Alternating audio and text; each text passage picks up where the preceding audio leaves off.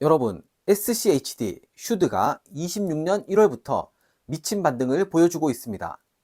작년 25년 한 해 동안 힘을 전혀 쓰지 못하고 투자자들에게 욕을 먹고 조롱당하던 슈드가 2월 19일 현재 31달러를 넘으며 14%의 상승을 기록했습니다. 그런데 이 상승이 끝이 아닙니다. 3월 이후 더 큰 변화가 예정되어 있기 때문입니다. 오늘 영상에서는 왜 슈드가 갑자기 살아났는지, 그리고 왜 3월 이후 더 기대할 수 있는지를 초보자도 이해할 수 있게 딱 정리해 드리겠습니다. 슈드 투자를 고민하셨던 분들, 그리고 작년 한 해 슈드에 실망하셨던 분들, 오늘 영상 끝까지 봐주세요. 슈드는 배당 성장의 대표 ETF입니다. 여러분이 슈드를 좋아하는 이유는 단순합니다. 배당을 꾸준히 주고 배당이 조금씩 성장하고 상대적으로 변동성이 덜하다는 기대가 있기 때문입니다. 여기서 중요한 포인트는 슈드는 고배당 ETF라기보다는 배당을 오랫동안 유지할 수 있는 체력이 있는 기업들을 모아둔 ETF라는 것입니다. 그래서 슈드는 평소에 한 방에 빵 터지는 ETF라기보다 천천히 꾸준히 버티면서 올라가는 스타일이었습니다. 그런데 작년에는 완전히 달랐습니다. 작년 4월 슈드는 이틀 만에 9%가 넘게 하락하며 그 이후 한 해 동안 정말 지지분신했습니다. 그때 인터넷 분위기 기억나시는 분들 많으실 겁니다. 슈드는 끝났다. 슈드 하는 사람은 바보다. 배당 그거 하락장에서 방패도 안 된다. 이런 조롱들이 쏟아졌습니다. 그렇다면 작년 슈드는 왜 그랬을까요? 2025년 미국 증시는 엔비디아, 애플, 구글 같은 빅테크 성장주가 이끌었습니다. 그런데 슈드는 그 흐름과 결이 완전히 달랐습니다. 슈드는 구조상 에너지, 필수 소비재, 헬스케어, 산업재 같은 현금 흐름 중심 섹터 비중이 높아지는 경우가 많고, 특히 작년엔 에너지 비중이 크게 올라가면서 시장 대세와 어긋나기 쉬운 구성이 되었습니다. 그리고 결정타는 사람들이 스파이, QQQ가 미친 듯이 오르는 걸 보면서 상대적으로 박탈감을 느꼈습니다. 나는 슈드 들고 있는데 내 옆자리 김대리는 QQQ로 수익을 자랑하고 있네?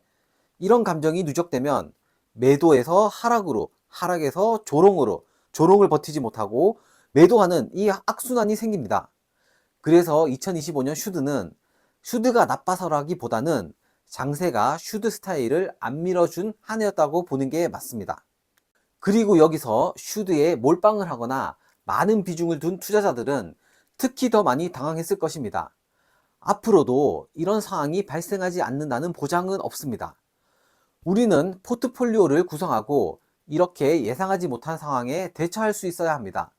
슈드를 포함한 단 3개의 ETF 투자로 부자가 될 수 있는 방법을 아래 고정 댓글에 남겨놓았으니 참고해 주시면 됩니다.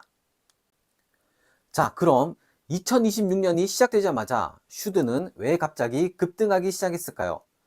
핵심은 두 가지입니다. 첫 번째, 금리와 물가에 대한 기대 변화 때문입니다. 미국 물가가 예상보다 과열되지 않으면서 연준이 올해 금리를 내릴 수 있다는 기대가 유지되고 채권 금리가 내려가는 흐름이 나왔습니다. 이게 왜 중요하냐면 금리가 내려가면 시장은 보통 미래 성장에만 바라보는 종목보다 지금 현금 흐름이 탄탄한 종목을 다시 보게 됩니다. 즉, 배당주와 가치주가 상대적으로 숨통을 트게 됩니다. 두 번째는 빅테크 주식에서 수익을 실현하고 안정적인 주식으로 갈아타는 분위기가 조성되고 있습니다. 1년 동안 너무 많이 오른 빅테크주에서 수익을 실현하는 움직임이 나오면 자금이 갈 곳을 찾습니다. 그때 사람들이 찾는 게 덜 흔들리고 현금 흐름이 있고 배당이 들어오는 그런 종목과 ETF입니다. 그래서 슈드가 다시 주목받기 시작한 것입니다. 하지만 진짜 중요한 건 지금부터입니다. 솔직히 말하면 아직 시작도 안 했습니다. 왜냐하면 내년 3월 슈드가 추종하는 다우존스 미국 배당 100 지수는 연간 재구성을 실시합니다. 연간 재구성이란 무엇이냐?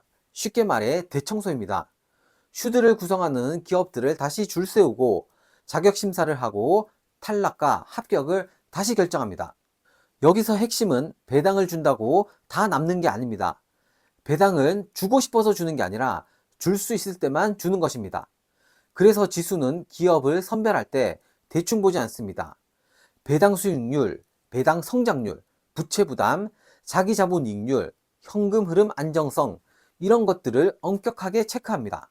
그리고 조건을 못 맞추는 기업은 과감하게 제외합니다. 반대로 요즘 실적이 좋아지고 현금 흐름이 좋은데 배당까지 탄탄한 기업이 있으면 그 기업은 새로 편입될 가능성이 커집니다.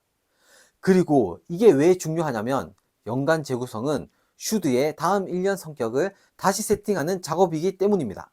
즉 3월 이후 슈드 투자자가 기대할 수 있는 것은 갑자기 로또처럼 대박이 나는 것이 아니라 포트폴리오가 더 건강한 배당주 중심으로 정리되고 불안한 기업 비중이 줄어들고 시장이 선호하는 섹터와 퀄리티 종목이 새로 들어오면 그 1년은 슈드가 유리해질 확률이 올라간다는 것입니다. 그리고 한 가지 더, 이 연간 재구성은 감정이 아니라 룰대로 이루어지는 것입니다. 사람이 느낌으로 바꾸는 것이 아니라 조건을 못 맞추면 그냥 탈락한다는 것입니다. 이게 슈드의 강점입니다. 그렇다면 투자를 하는 우리들은 3월 이후 어떤 것을 보면 될까요? 딱 세 가지만 보면 됩니다. 첫 번째, 상위 섹터가 어떤 것으로 바뀌었나? 연간 재구성이 끝나면 올해 슈드는 어느 섹터에 무게를 두는지가 확정됩니다. 예를 들어 에너지 비중이 줄고 헬스케어나 산업재 같은 쪽이 늘었다면 성격이 확 바뀔 수 있습니다. 두 번째, 배당 성장의 흐름이 개선되었는가? 슈드는 배당 성장 ETF입니다. 배당금이 갑자기 점프하는 게 아니라 올해 배당이 더 안정적으로 늘어날 가능성이 커졌는지 이 흐름을 보셔야 합니다. 세 번째, 미국 주식시장이 어떤 스타일을 좋아하나? 시장은 매년 다릅니다. 성장주 장세면 슈드가 답답할 수 있고 현금 흐름과 가치주의 장세면 슈드가 빛날 수 있습니다. 그래서 슈드는 그 자체보다 그 해의 시장 스타일이 중요합니다. 여기서 현실적인 이야기 하나만 하겠습니다. 슈드가 3월에 재구성을 한다고 해서 무조건 슈드가 오른다는 것은 아닙니다. 슈드도 주식 ETF이기 때문에 시장 전체가 크게 흔들리면 같이 흔들릴 수밖에 없습니다. 다만 슈드가 강한 건 그런 상황에서도 배당 체력 좋은 기업들로 구성될 확률이 높고 투자자가 장기적으로 버티기 쉬운 구조라는 점입니다. 정리하겠습니다. 2025년 슈드는 장세와 맞지 않아 억울하게 부진했고 2026년 올해 현재까지 금리 기대와 안정성 선으로 반등에 성공했고 그리고 3월 이후엔 연간 재구성이라는 엔진 교체 이벤트 때문에 더 기대할 수 있는 구간이 열릴 수 있습니다. 3월 이후 진짜 중요한 건 슈드가 오를지 말지를 맞추는 게 아니라 슈드가 어떤 포트폴리오로 바뀌었는지 그리고 시장 스타일이 그 포트폴리오에 유리한지를 냉정하게 확인하는 것입니다. 슈드가 좋은 ETF인 것은 부정할 수 없는 사실이지만 다른 ETF들과 함께 포트폴리오를 구성하면 더욱더 좋은 투자 성과를 낼 수 있습니다. 구독자 45만 명의 채널인 싱글파이어에 나온 34억 자산가 포메복보님의 포트폴리오를 아래 고정 댓글에서 확인하실 수 있습니다. 26년 슈드의 지속적인 상승을 응원하신다면 구독과 좋아요 부탁드립니다. 감사합니다.